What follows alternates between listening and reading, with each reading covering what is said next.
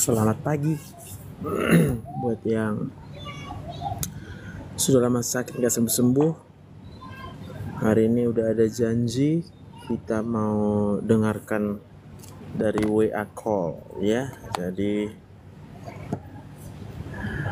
buat yang mau dijadwal kapan mau naik live-nya boleh hubungi nomor saya dulu, boleh dihubungi ya, biar dibuat jadwal naik live-nya ya kan. Pagi Kak John, Rachel, puji Tuhan kita masih hidup hari ini.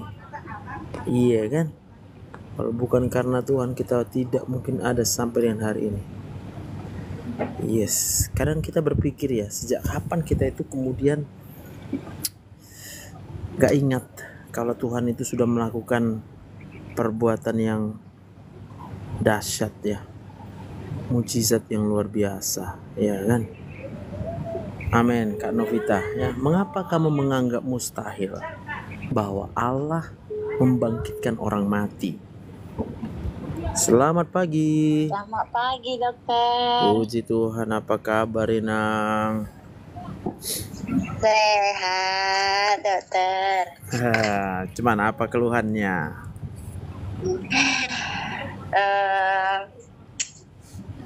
Saya cerita dulu ya, dokter. Boleh. Kemarin kan awal bulan 5 tiba-tiba itu saya sakit. Bulan 5 tahun ini ya? Iya, tahun ini. Sakit. Tiba-tiba itu tenaga nggak ada gitu.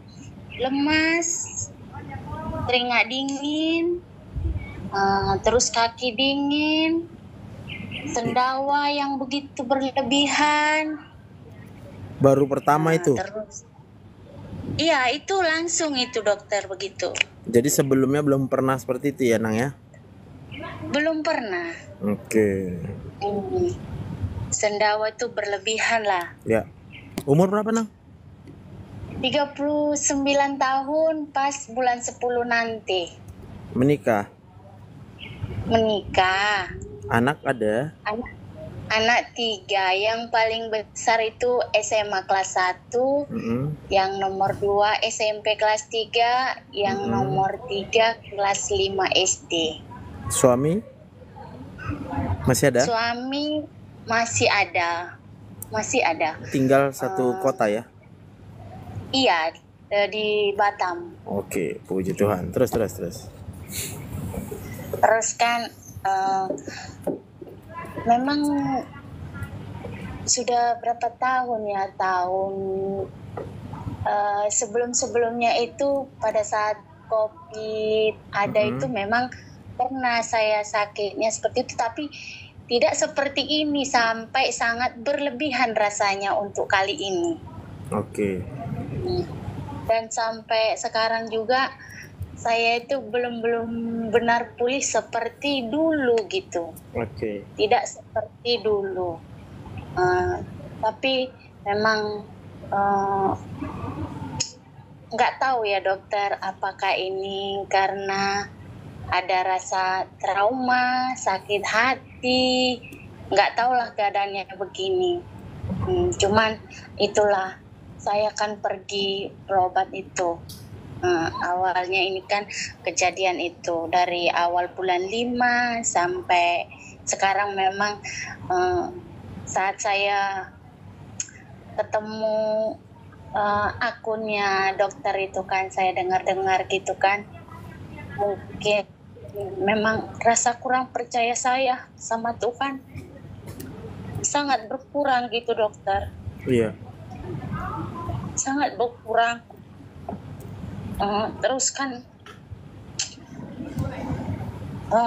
ini karena saya baru ketemu akun dokter mungkin bulan 7 ini masih ya. Sering saya ikuti dokter. Iya. Sebelumnya itu memang saya itu kadang kalau sudah saya berobat itu berapa kali saya pergi ke dokter umum berobat itu, 3 dokter yang saya datangi ke klinik itu kan dia bilang saya lambung. hanya lambung gitulah dokter kan. Iya. Tapi dok, saya lambung kenapa ya lemas? Saya itu makan. Dari dulu saya paling takut yang namanya telat makan dokter. Yang tentang kesehatan itu saya paling jaga gitulah. Paling jaga.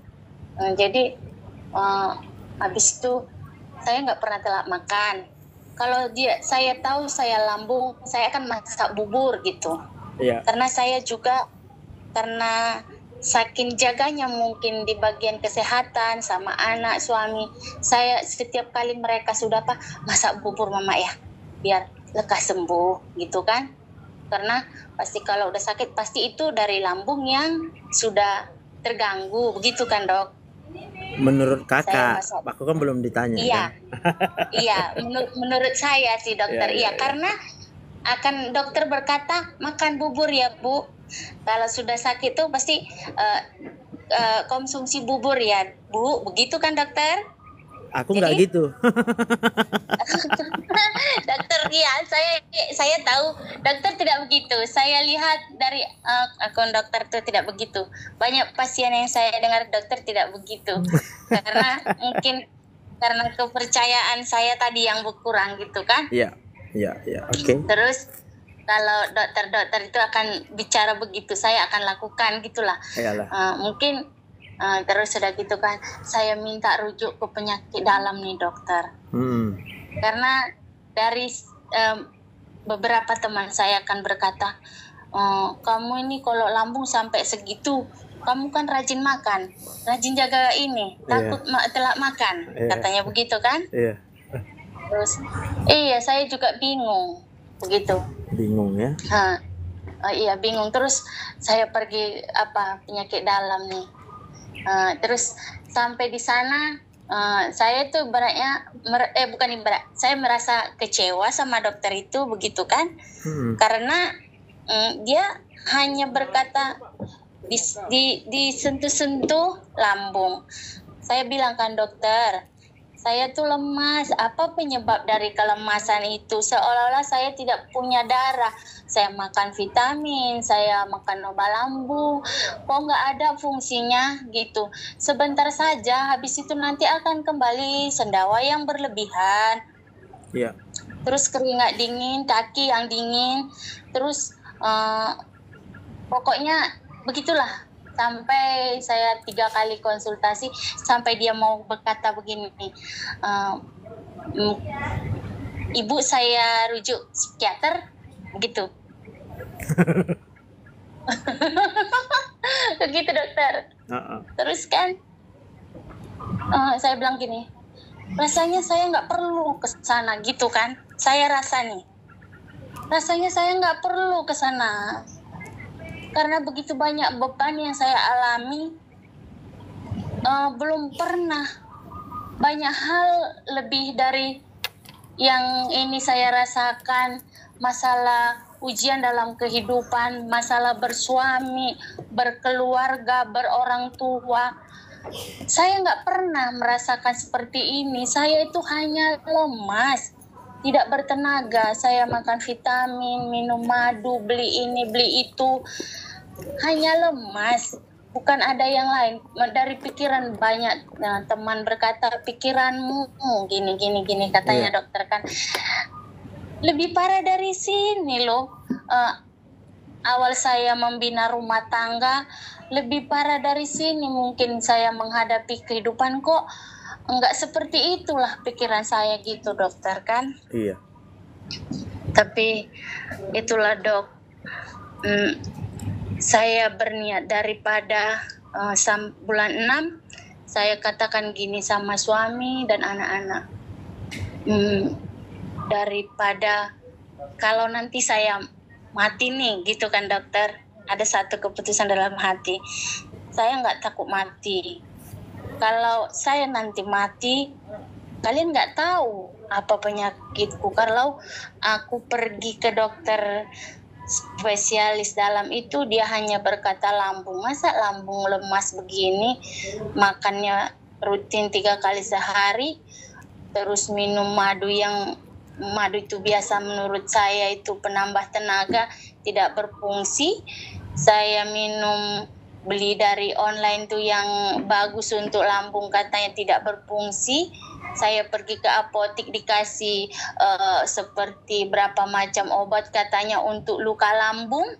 Saya juga nggak tahu gitu kan. Saya beli dengan harga yang lumayan mahal gitu kan. Saya yakin karena obatnya sudah mahal gitu kan dokter. Iya pula ya.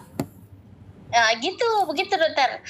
Saya yakin obatnya sampai habis kok nggak ada efeknya. Jadi saya bingung kan. Jadi saya bilang saya pergi aja lah ya berobat. Biarlah bayar sendiri. Mungkin kalau BPJS segitulah penanganan dari BPJS gitu dokter kan. Katanya. Saya pergi ya memang begitu katanya. Segitulah apanya BPJS begitu. Tidak lebih dari situ. Tidak boleh.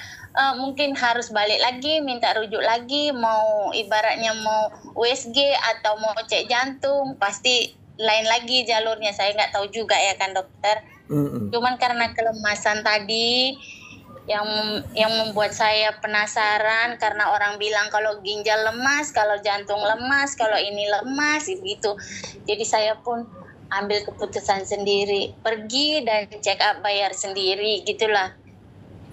Walaupun keadaannya dalam keuangan kita karena mau masuk sekolah jadi butuh biaya begitu kan dokter. Iya. Tapi habis itu saya bilang, Kak sama anak paling besar, Kakak, Mama mau pergi berobat. Pak, aku bilang kan, aku pergi ya. Kalau aku mati nanti, kalian tahu penyakitku apa, gitu kan? Dengan semangatnya pergi, check up sampai di sana, check up apa namanya di USG. Gitu. Ginjal, limpa, rahim, terus jantung, dicek semuanya dokter, baik-baik saja. Baik-baik saja katanya kan dok. Iya. Terus coba cek darah katanya, cek darah. Ibu dicek, ibu ada lambung sedikit, tapi ada gula darah di lampu kuning katanya, hati-hati gitu kan sama dokternya. Terus sudah begitu, begitu aja ya dok, ya dikasih obat. Ya terima kasih dokter sudah tahu gitu kan. Pulang terus kan karena teman-teman nih kadang dia bilang kan seperti mamaku penyakitnya lemas karena orang tuanya katanya kanker gitu kan dokter. Iya. Terus saya bilang gini, setelah pulang dari sana saya yakinkan diri saya dokter, saya ada sakit rasa di badan saya nih,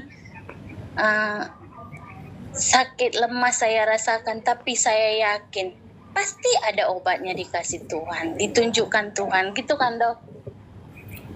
Menurut pasti. kakak? Iya, begitu menurut saya. Saya pasti percaya gitu, pasti ada obatnya lah. Tidak mungkin tidak ada. Ada sakit pasti ada obatnya kan gitu. Menurut ya, kakak? Gitu, dok? Iya, menurut saya gitu. Terus udah gitu. Saya coba minum apa namanya, saya ambil pati kunyit, induk kunyit lah, gitu kan. Saya minum sedikit lah 1 sendok sekali minum, rasanya nyaman gitu kan dok. Iya. Nyaman.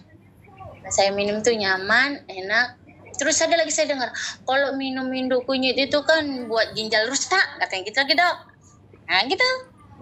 Iya, terus iya, kan, iya. aduh, saya pikir gini lagi, terus gimana ya? Kalau saya minum air jahe nih dokter, saya parut jahe sedikit, saya kasih air hangat, kasih sedikit asam, saya minum, enak rasanya dokter. Enak rasanya, badan nih sendawa tadi berkurang, begitu kan? Terus ganjalan di leher tuh agak hilang gitu. Terus kalau tidur enak dokter, nggak bermasalah gitu. Setiap kali mau tidur minum segelas air jahe, nah itu udah enak. Nanti besok pagi enak gitu. Nanti kesiangan lagi mau lagi dia muncul lagi seperti itu, muncul sendawa yang berlebihan, tenggorokan itu kayak ada mengganjal, terus nanti kaki dingin, nah itu kayak keringat-keringat itu agak muncul lagi. Sampai sekarang masih agak muncul lah dokter gitu. Masih ada aja, masih gitu. Sampai sekarang seperti itu, tapi tidak seperti awal saya berasa ini ada gitu. Terus sudah gitu kan, saya lakukan itu terus. Saya kemudian saya beli apa? Quaker. Nah saya makan Quaker. Saya beli ikan gabus lah. Sampai sekarang saya masih konsumsi sup ikan gabus itulah makan saya sekarang dokter. Jadi kadang kalau kita nggak buat air jahe itu, kadang dia muncul lagi keadaan itu gitu kan dok. Terus saya lakukan sampai sekarang. Ya puji Tuhan memang agak berkurang dah dari sebelumnya. Semua aktivitas di rumah itu sudah bisa saya lakukan. Memasak, menyuci, beresin rumah sudah bisa saya lakukan sekarang. Kemarin-kemarin saya tidak bisa melakukan itu gitu. Jadi habis tekan dok, tapi ini nanti saya mohon dokter doakan saya supaya saya pulih kembali seperti semula ya dokter. Siap. Nah, terus ini kan saya kan bercerita, entah saya itu merasa gimana gitu dokter. Masalah dari keluarga lah dulu ya dokter, orang tua gitu. Sebenarnya saya itu bukan menjadikan mereka beban gitu. Kalau bapak itu kan sudah tak ada gitu, tinggallah mama gitu kan dok. Mama itu kami kan ada 6 bersaudara nih dokter. Ini bercerita ya dok. Mungkin itu tadi cerita masalah penyakit saya. Ini masalah keluarga dari orang tua lah. Mama sama bapak itu dulu termasuk keluarga broken.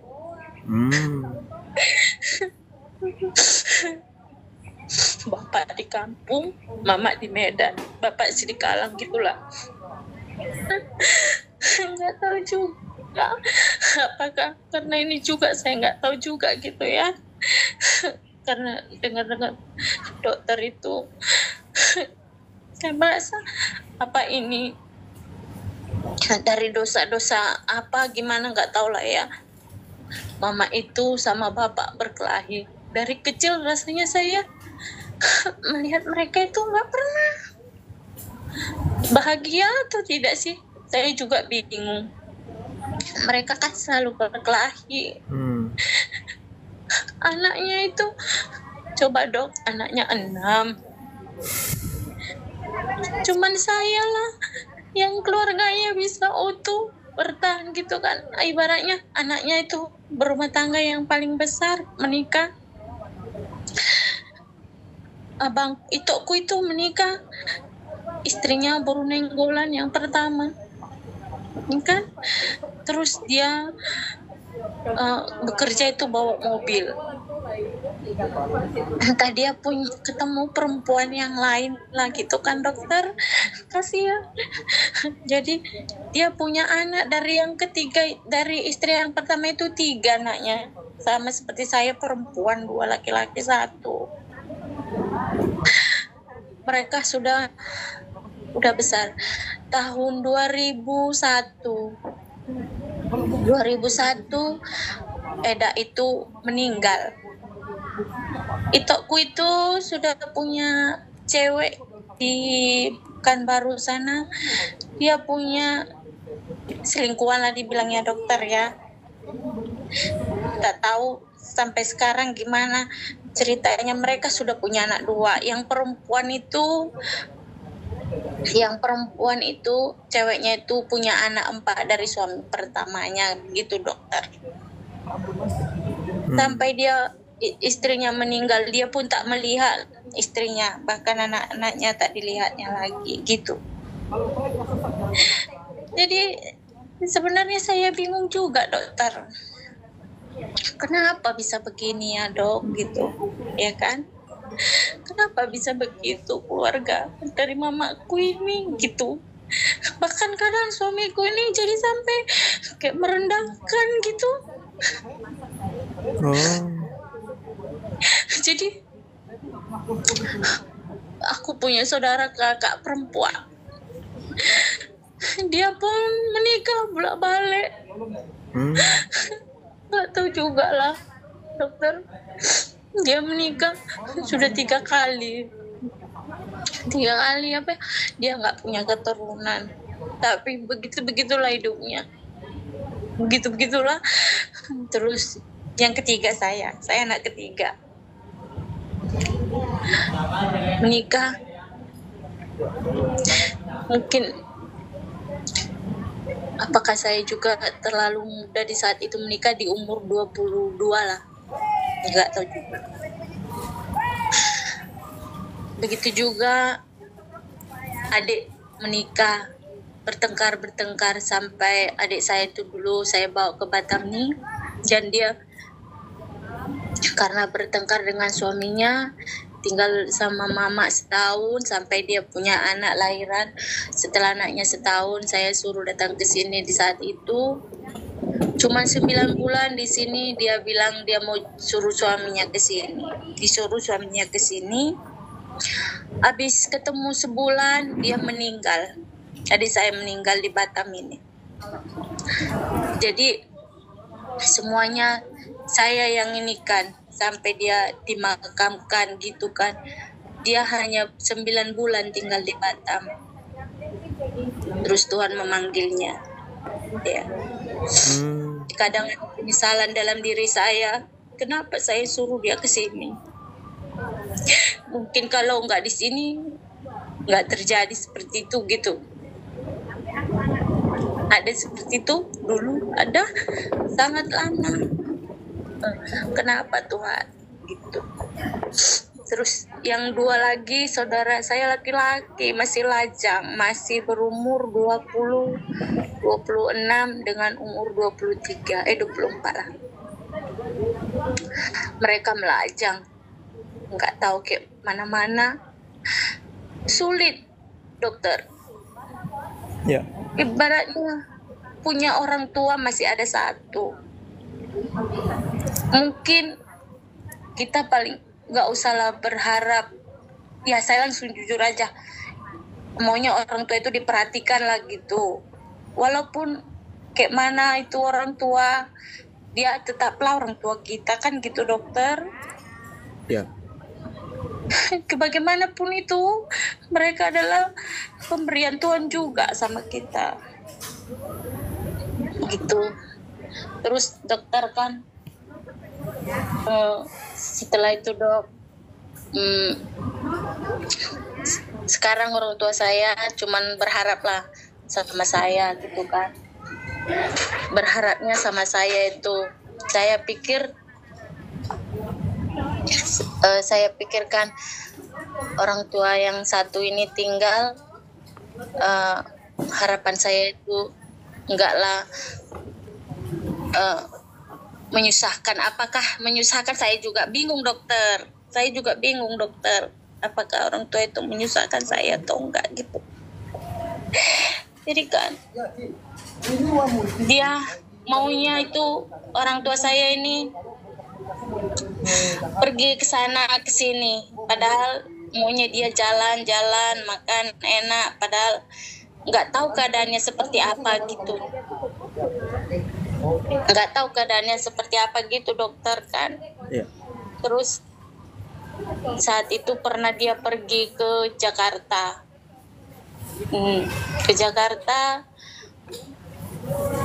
Dia katanya di sana bekerja. Berapa bulan di sana dokter, dia ini sama saya cerita. Dia bilang mau pulang, uang tak ada gitu. Harapannya cuma saya juga gitu kan. Harapannya saya. Terus setiap kali dia berbuat sesuatu mungkin salah, dia hanya nelpon saya gitu. Terus saya kan sama suami gak enak juga sih dokter kan. Saya sama suami gak enak juga, sikit-sikit orang tua saya yang saya pikirkan, sikit-sikit orang tua saya pikirkan gitu. Dia merasa keluarganya dia saya tidak pikirkan gitu. Apa keluhan dari keluarganya saya tidak pikirkan gitu.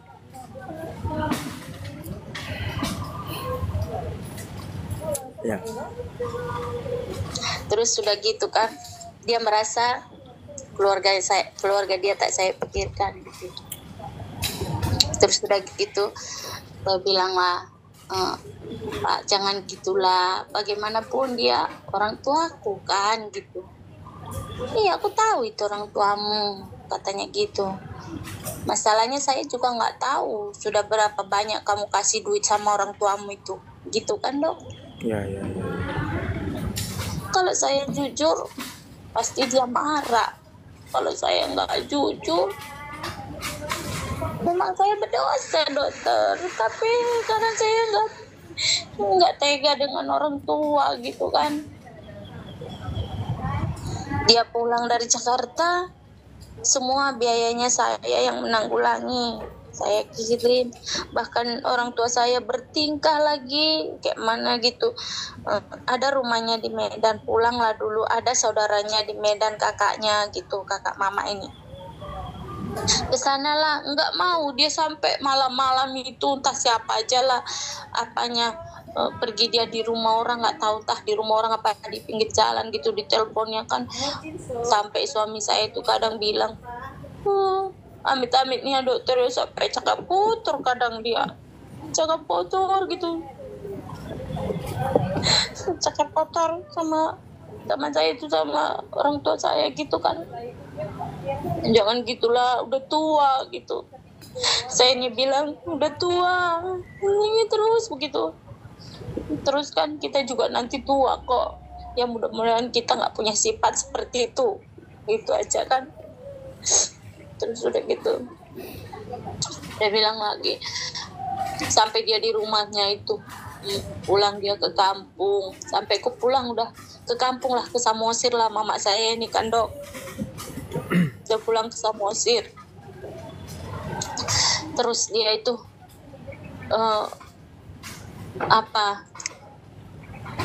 di situ dia tapi kadang dia bilang udah nggak makan lagi, nggak ada kalian pikirkan aku, nggak ada ini begitu dokter.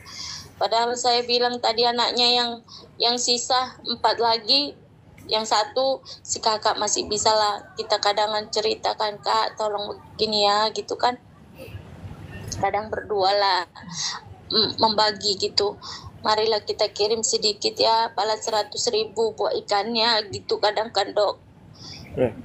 Tapi suami kadang nggak tahu gitu, suami nggak tahu lah akan saya lakukan untuknya gitu. Tapi mungkin belakangan ini semakin lama saya akan kadang saya itu bicaranya kasar sama orang tua. Saya selalu bilang, mak, aku ini kan sudah berkeluarga, punya anak 3, punya suami, anakmu ini tak bekerja mak, cuman di rumah gitu, janganlah kayak gitu, janganlah coba usaha dulu di situ bekerja, ada kawan-kawan mama situ bekerja lah, ikut mereka gitu kan dok. Iya. Terus ya dia mulailah dia bekerja, terus udah agak lumayan dia nggak main, terus kemudian dia punya rupanya ada berutang ke bank, rumahnya di Medan tuh di gadainya dokter, di gadainya. Terus kan saya akan menanggulangi lagi Dia bilang mau ini janganlah dijual. Mama kenapa nanti kan anak-anak mama udah tahu kenapa aku bilang. Karena sisa pembayaran itu 17 kali lagi. Kali 600.000 per bulan. Terus kadang buat beli ikannya lagi saya kirim sama kakak lah yang bantuin gitu. Karena terus saya bilang, nah udah gitu kan, di saat itulah mungkin saya bekerja lah, sudah setahun lah saya mau kerja ikut kurir gitulah dokter, ya kan, kurir barang. Disitulah mungkin saya capek atau bagaimana, walaupun makan itu tetap saya jaga makan, tapi mungkin rasa capek, pemikiran kadangan takut ngantar telat barang, takut lama ngambil barang, mungkin di situ saya muncul rasa-rasa takut itulah mungkin dokter. Kalau rasa kesulitan nggak tahu, mungkin itulah yang buat mungkin tuh dokter awal-awal juga saya jadi nggak bisa berpikir fokus bahwasanya Tuhan itu akan menyediakan segalanya bagi saya tanpa harus saya pergi mengkurir gitu. Jadi saat sakit itu saya stop, saya nggak mau lagi kerja, saya bilang sama suami gitu kan.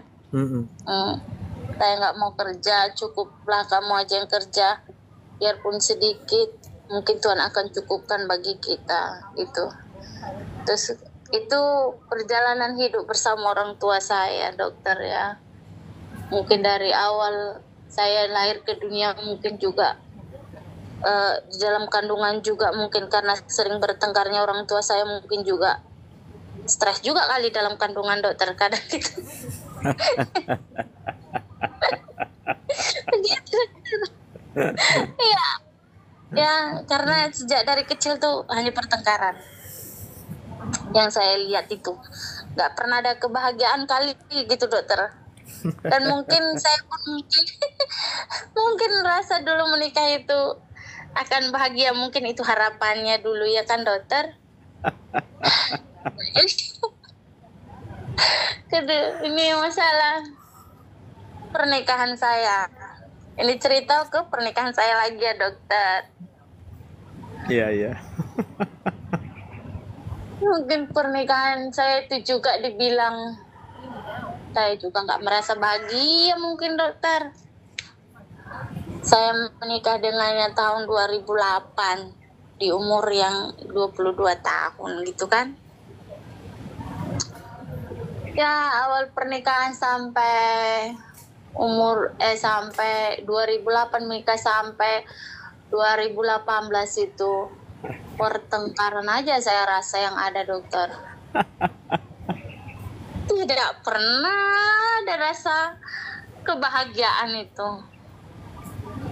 Iya. Bahkan sampai berapa saat itu, berapa tahunnya anak saya sampai dia SMP kelas 1, sampai dia kelas 6 SD mungkin.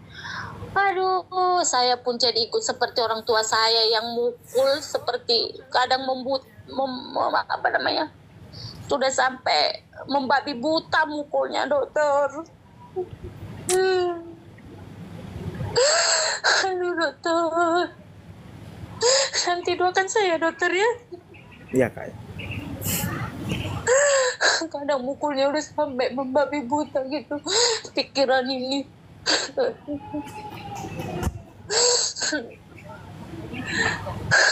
Kadang dokter di otak saya ini jahat, dokter otak ini jahat kali, jahat otak ini dokter. Bahkan senjata tajam kadang itu saya ini kan otak ini dokter yang salah. Bagaimana dokter nggak tahu. Kadang itu benda-benda tajam aja sampai ada di otakku ini. Kayak gitu dok. Yeah. Muncul di otak ini. Ya nggak tahu. Itu kenapa dokter? Nggak tahu saya. Sampai muncul kadang nengok pisau aja kadang sampai jahat pikiranku dokter, sampai jahat. Mukul anak itu lebih-lebih dari kayak hewan saya lakukan. Iya, saya itu jahat dokter, saya jahat.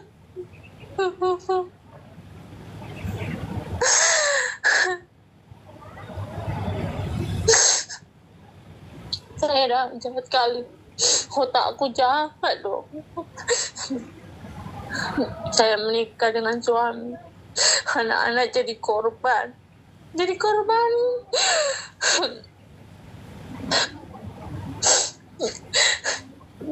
Kadang kan gimana ya dokter, saya melahirkan aja suami itu cuek, dia hanya duduk di warung minum tua. Gak pernah juga mikirin saya ternyata.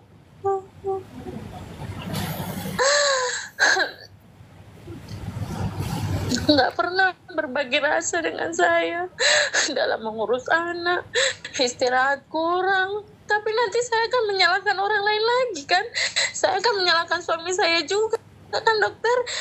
Saya pasti menyalahkan suami saya, padahal mungkin andai saya tidak menikah, mungkin saya tidak akan pernah menyalahkan orang lain. Ini kan salah saya sendiri juga kan dok. Itu salah saya. Tuhan menitipkan anak kepada saya. Saya pun nggak bisa juga merawatnya dengan baik. Kadang rasanya dulu dokter di umur 25 apa 26 sampai saya naik tensi 180, suami itu nggak pernah mengantarkan saya berobat. Itu nggak pernah. Bahkan sampai sekarang pun kalau saya minta tolong antar, saya akan dimarahinya. Ya jadi saya tuh kemana-mana selalu pergi sendiri. Di saat yang sakit ini kan dok, terakhir yang sakit ini, saat dokter saya bilang gini kan, antar yuk berobat dia, ambil obat itu ke apotek itu kan. Dia sampai mau nabrak orang gara-gara saya telepon dia dari warung supaya ngantar gitu kan. Kalau saya kuat bawa motor nih pasti akan saya bawa, enggak, kalau ada tenaga akan saya bawa sendiri gitu. Ya akan saya minta tolong dengannya, tapi saya merasa nggak kuat mungkin, jadi saya minta tolong. Sampai dia mau nabrak gitu kan, bawa motor mau nabrak, saya bilang gini, kamu apa yang kamu rupanya pikirkan, ku bilang, emang siapa yang nungguin kamu kalau nggak anak-anak di rumah, ku bilang gitu kan dok. Bukan, kenapa mesti hanya temanmu yang duduk di warung itu yang kamu pikirkan, anak-anak di rumah nggak pernah kamu pikirkan bahwasanya kami menunggumu di rumah gitu. Terus kalau kamu ke warung disuruh pulang sudah seperti anak ayam kehilangan induk gitu. Sampai gitu dok saya bilang. Dia tidak mengerti bahwasanya itu kalau saya itu kurang sehat gitu. Saat dokter spesialis dalam itu bilang saya psikiater, iya itu penting untukmu katanya gitu sama saya. Tambah sakit hatiku,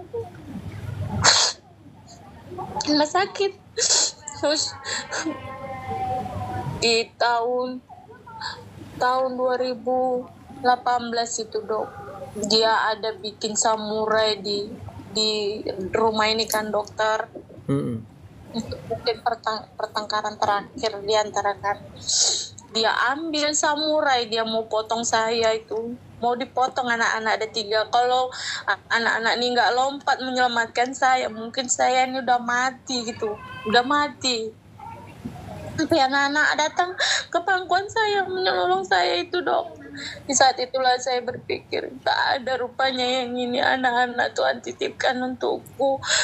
Mereka yang bisa inikanku dari bapaknya aja, cuman mereka yang bisa menginikanku dok gitu. Saat itu saya berpikir, rupanya saya salah gitu, melihat kalau anak-anak itulah yang sayang mungkin sama saya, dititipkan Tuhan gitu kan. Tahun sekarang 2004 dia mau masuk SMP kemarin, yang paling besar saat itu dia minta di asrama. Saya bilang sama Tuhan, Tuhan yakinkan hatiku, pikiranku kalau anakku mau kulepaskan di asrama gitu kan. Mungkin supaya ada baiknya kalau dia di sana. Saya tahu keuangan saya juga tidak mungkin bisa dia duduk di sana di asrama gitu kan dok, tapi dia memaksa tinggal di sana gitu. Saya bilang, tapi saya yakin dan percaya sama Tuhan, apapun kebutuhannya pasti terpenuhi gitu. Ya, kakak udah yakin bisa di sana, iya mak gitu. Jadi mungkin dia dari kecil sampai dia kelas 6 SD saya selalu mukul dia gak selalu saya pukul. Kalau sudah kesal dengan bapaknya, saya akan mukul dia juga. Padahal saya pergi ke gereja, saya rajin gereja dokter. Dan saya rajin gereja, tapi saya melakukan itu sama dia yang masih kecil, masih butuh pelukan hangat dariku, tapi dia selalu saya jadikan orang, saya paksa dia dewasa, saya paksa dia untuk ini gitu mengerti saya. Harusnya saya mengerti dia, tapi saya paksa dia harus mengerti saya gitu kan dok. Terus dia pergi tuh ya saya minta doa sama Tuhan supaya pertolongan dari Tuhan supaya saya bisa melepaskannya ke asrama dengan ikhlas gitu, supaya dia juga di sana bisa menata dirinya gitu, menjadi lebih memahami akan keadaan orang tuanya gitu kan. Jadinya dia yang memahami saya, bukan saya yang memahami dia gitu.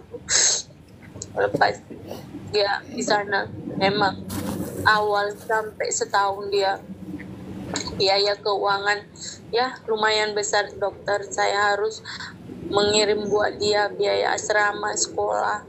Lepas tahun kedua Tuhan izinkan dia dapat biaya bantuan dari yayasan sampai dia tamat dari sana.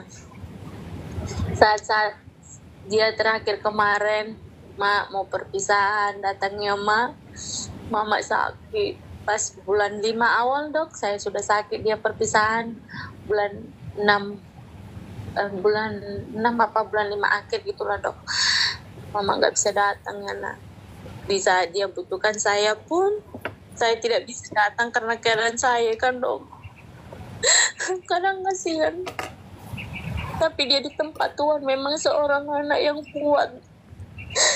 Mama gak bisa datang ya menemanimu. Setiap anak saya lihat lewat video call tuh, setiap anak saya lihat didampingi orang tuanya. Kalau anak saya tuh gak bisa saya dampingi Tuhan karena keadaanku, mungkin karena dosa aku, karena kelakuanku gitu. Karena suami saya tuh selalu bilang, kenapa kau sakit, dosamu gitu.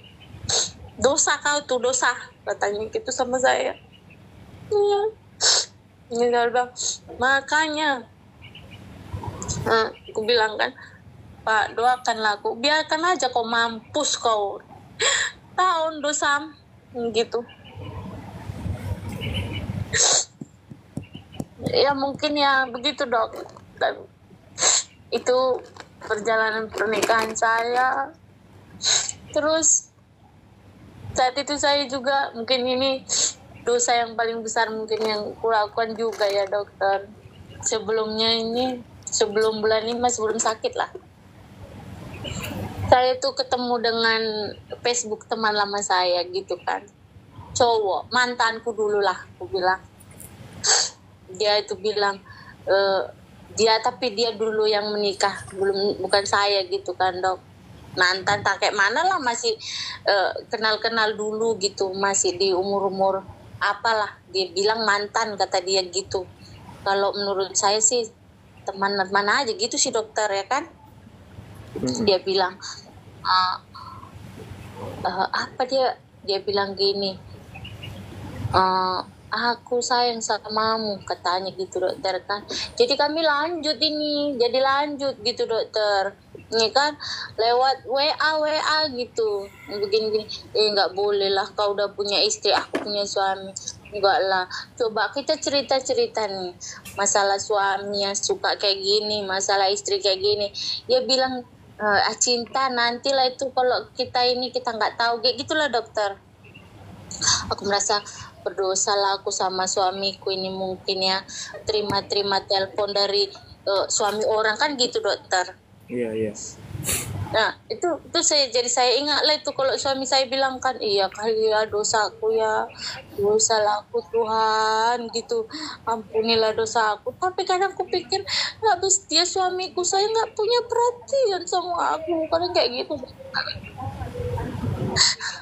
Dan aku yang capek pun begitu, masalah duit sama orang tua dia akan ini, aku capek kerja, kau mertangan budi kayak gitu. Terus memang betul yang dibilangnya dokter, tapi gimana ya, kan aku punya orang tua yang seperti itu gitu. Apa yang mau kulakukan? Dia butuh duit, orang tuaku itu, dia mungkin hanya butuh duit.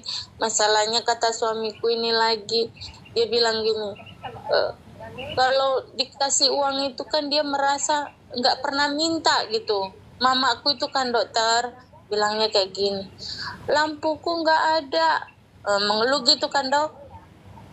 Kalau dia udah keluhan itu dia nggak ngomong gini, nggak bilang mintalah duitmu dulu gitu, nggak ngomong gitu. Maunya suami itu minta itu, kalau dia mengeluh bukan minta gitu, tapi kita langsung memberi gitu kan. Dia mengeluh, kita langsung memberi. Nanti orang tua itu bilang nggak ada kok aku minta, begitu dokter caranya. Iya betul. Saya kan bingung juga, iya sih kan dia nggak pernah minta loh. Saya bilang kan sama suami, mama itu kan nggak pernah minta. Gitu pikiranku yang bodoh atau bagaimana. Terus apa namanya, dia bilang kan lampunya habis harusnya. Iya dia ngomong gitu, terus saya kirim. Terus itu saya yang bodoh atau bagaimana ya dokter, saya bingung juga jadinya kan. Ini karena dia bilang kalau ada yang nanya, mana pernah aku minta, yang dikasihnya begitu dibilangnya gitu. Jadi suami itu nggak terima yang kayak gitu namanya. Nggak pernah aku minta, kan dikasih ya nggak aku tolak. Begitu orang tua saya ngomong. Jadi iya juga ya, saya juga bingung. Jadi gimana ya, dia udah tua loh, kita wajib membantunya. Itu aja yang saya bilang, nanti suami itu pasti nggak terima gitu. Dia nggak terima. Masalah orang tua saya yang seperti itu, saya bingung dokter, gimana jalan solusinya. Dia ada rasa sakit hatinya sama orang tua saya dulu, meninggal mertua, mama saya ini nggak datang karena saya dulu nggak mengadati gitu kan dokter. Masalah adat ini juga saya pusing juga gitu. Terus pada saat tahun 2020 itu, itulah mungkin rasa percaya yang sudah luntur dari diriku dokter.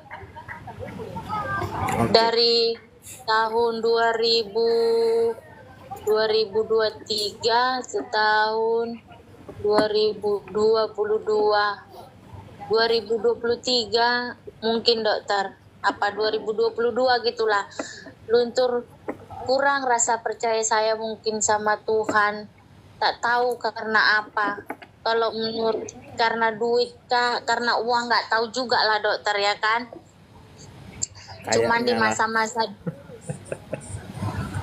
itulah dokter, karena saya pikirkan kembali, saya mikir setelah saya lumayan pulih di bulan 7 ini, ketemu akun dokter itu, saya berpikir gini kan, percaya kalau uang itu bisa jatuh dari langit, gitu dokter.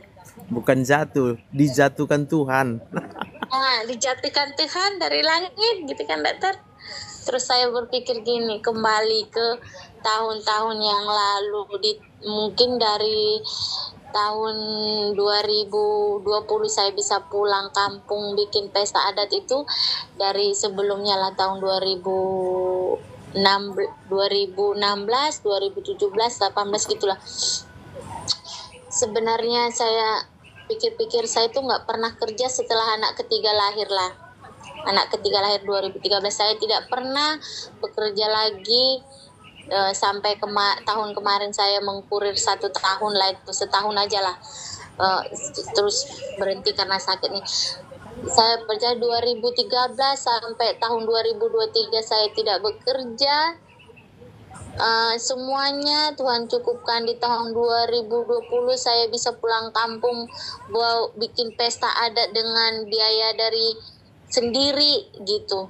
Saya dicukupkan sampai anak saya lepas dari asrama, semua dicukupkan baik-baik saja, bahkan sampai mungkin terus saya lepaskan. Saya kemarin berpikir, iya ya, dari tahun ke tahun saya juga nggak pernah kesulitan uang, saya selalu dicukupkan Tuhan.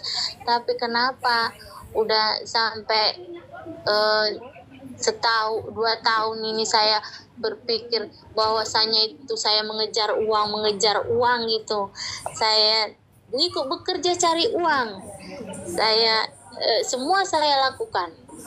Kalau udah saya ikut cari uang, nanti udah meninggi hatiku sama suami. Udah seperti saya rendahkan dia. Jadi seperti itu, dokter. Jadi saya bingung gitu. Apalah solusi dari diriku ini, dokter, supaya aku itu janganlah seperti itu, dokter. Pemikiranku itu maunya lurus saja, jangan ada di otakku ini yang niat jahat.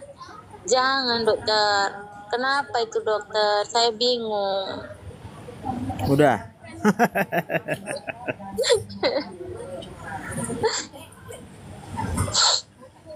Udah habis cerita kakak. Habis, tapi itulah gimana caranya ya, dokter, mengubahkan suami lah yang paling sangat. Kita sudah menikah 2008 menikah, sampai sekarang dia masih duduk di warung tuh minum tuh. Saya bilang, mungkin itu kayak yang buat dia bahagia. Apakah ini tidak membuat dia bahagia? Saya juga bingung, dokter, yang mau saya lakukan apa. Iya, udah, dokter. cuma satu aja yang mau dilakukan, itu pun nggak dilakukan. Percaya 100% sama Tuhan Yesus.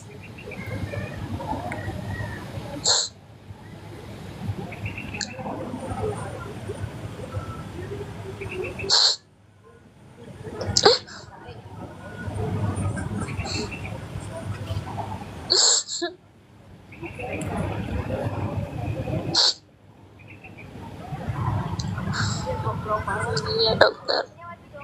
Tuhan Yesus tempat cerita kakak, Tuhan Yesus penolong kakak. Bagi Tuhan Yesus tidak ada yang mustahil. Semua keadaan yang buruk, Tuhan Yesus itu sanggup ubahkan menjadi keadaan yang baik. Percaya dulu.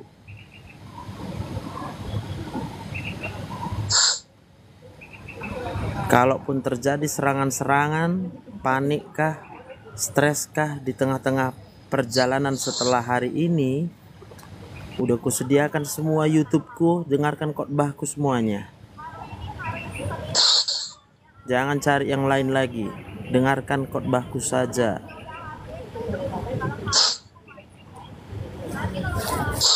Iya, dok.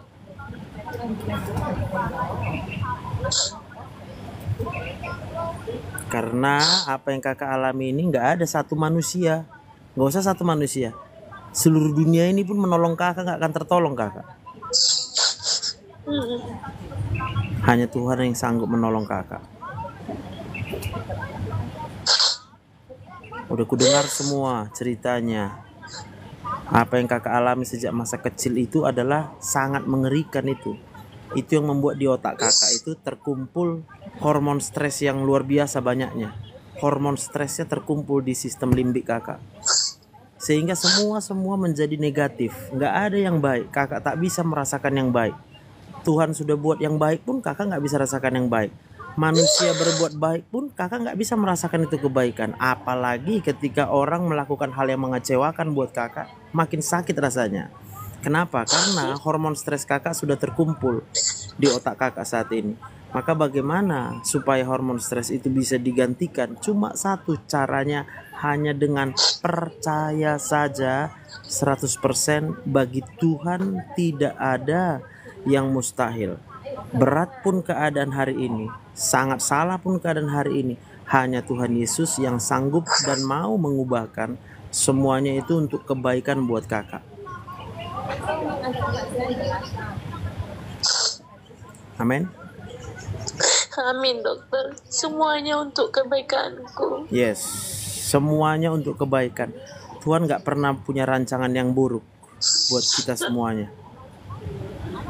Tetapi tanpa kita sadari, karena hormon stres kita udah terkumpul sejak masa kecil, kita gak sadar. Perbuatan kita, pikiran kita, perasaan kita lah yang membuat maka kehidupan kita semakin lama semakin kacau. Karena kita berjalan sendirian, karena kita mengandalkan kekuatan kita, karena kita mengandalkan perasaan kita. Kita lupa mengandalkan Tuhan Yesus untuk menjalani kehidupan yang udah berat ini gitu.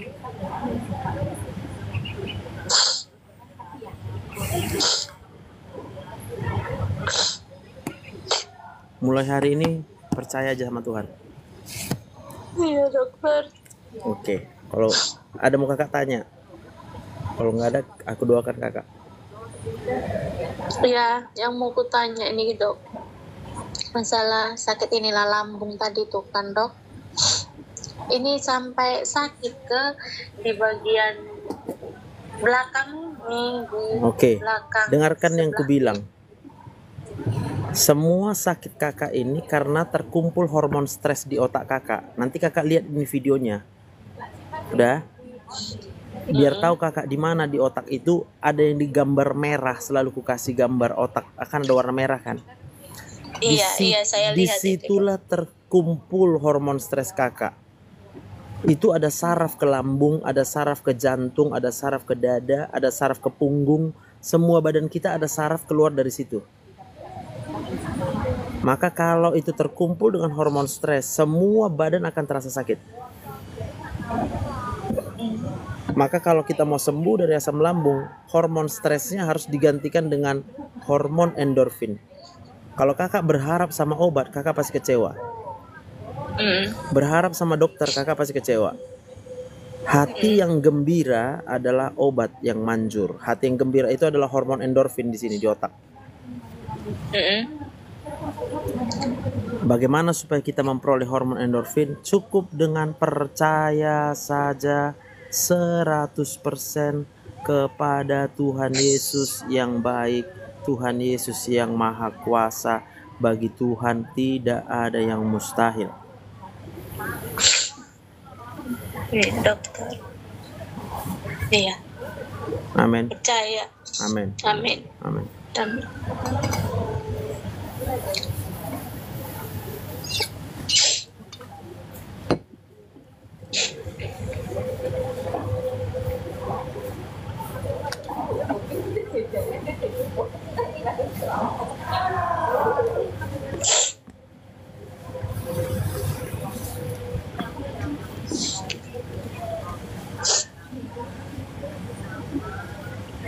Oke. Oh iya dok. Ada lagi mau ditanya? Sudah dokter, sudah. Itu Oke. aja. Mari kita berdoa karena masalah kakak besar kali. Manusia manapun gak sanggup menyelesaikan itu kak, ya kan? Iya dokter. Tapi aku Nggak cuma ada mau yang bilang, sanggup menyelesaikan. hanya Tuhan Yesus yang sanggup menolongmu dan Dia mau menolongmu dan Dia peduli sama kakak ya. Mari kita berdoa. Bapa di dalam sorga, hamba mengucap syukur untuk segala kebaikan Tuhan, penyertaan Tuhan, bahkan semua yang Tuhan telah kerjakan dalam kehidupan kami. sehingga kami masih boleh ada sampai dengan hari ini. Itu semata-mata karena kuasa-Mu Tuhan. Engkau begitu mengasihi setiap kami. Engkau tidak punya rancangan yang jahat. Engkau tidak punya rencana yang buruk atas setiap kami. Satu-satunya yang Tuhan rancangkan adalah mendatangkan kebaikan, hari depan penuh pengharapan. Sekalipun hari ini kami mungkin tidak melihat hal-hal yang baik, sekalipun hari ini kami masih mengalami hal-hal yang mengecewakan kami, tapi kami tetap percaya 100%. Tuhan Yesus tidak pernah meninggalkan kami. Tuhan Yesus tidak pernah membiarkan kami bahkan sekalipun juga. Terima kasih Tuhan untuk janji-Mu. Janji-Mu yang kami pegang, janji-Mu yang kami percaya. Hamba berdoa buat kakak yang kami kasih, yang begitu banyak masalah yang telah dialami sejak daripada masa kecilnya. Hamba berdoa dalam nama Tuhan Yesus. Roh Kudus, Engkau menjamah hati dan pikirannya. Hamba percaya Roh Kudus sanggup memberikan hati yang baru, pikiran yang baru, mulai hari ini di dalam nama Tuhan Yesus, sehingga dia disembuhkan dari segala sakitnya, sehingga dipulihkan rumah tangganya. Engkau menjamin masa depan daripada anak-anaknya. Bahkan hamba berdoa untuk orang tuanya yang masih ada. Roh Kudus juga Engkau menjamah hati dan pikiran orang tuanya. Terima kasih Tuhan Yesus. Ini doa kami di dalam nama Tuhan Yesus. Kami berdoa bersyukur hanya kepadamu, dari mulai hari ini sampai selama-lamanya. Haleluya. Amin. Amin. Oke, semangat kakak. Terima kasih ya dokter. Jangan dicat lagi tuh mantan-mantan terindah itu ya. Iya dokter, enggak lagi, udah semenjak sakit itu enggak lagi, enggak pernah saya hubungi. Saya bilang udah, ya tadi seperti yang dibilang soal bikin dosa gitu kan dokter. Sampai saya kemarin itu pernah mimpi harus suami yang mendoakan. Amin. Gak usah dibilang sama suami mendoakan. Udah, kakak berdoa dulu sendiri sama Tuhan. Percaya aja dulu sama Tuhan ya. Oke? Iya dok. Oke lah. Iya dokter. Terima kasih Siap. dokter. Tuhan berkati ya kak. Shalom. Iya amin. Shalom. Oke, berakhir juga lah live pagi ini sebelum aku ke rumah sakit. Sampai jumpa. Nanti kita live jam 10 lagi dengan pasien yang BPJS ya. Kita lihat apakah ada waktu hari ini untuk naik live. Tapi sepertinya udah ada 4 pasien nanti yang di jam 3 sore yang pasien umum. Jadi mungkin hari ini sesi mendengar-dengar dulu kita semua yang live dari TikTok ini ya. Oke, sampai jumpa. Tetap semangat, tetap bersyukur, tetap percaya. Bagi Tuhan tidak ada mustahil. Baca dulu nih. Mengapa kamu menganggap mustahil bahwa Allah membangkitkan orang mati? Kisah Para Rasul 26 ayat 8. Yang percaya 100% bahwa Allah itu membangkitkan orang mati, aku katakan tidak ada yang tidak mungkin terjadi dalam hidupmu. Segala mujizat akan terjadi, akan kau alami dalam hidupmu. Amin. Shalom.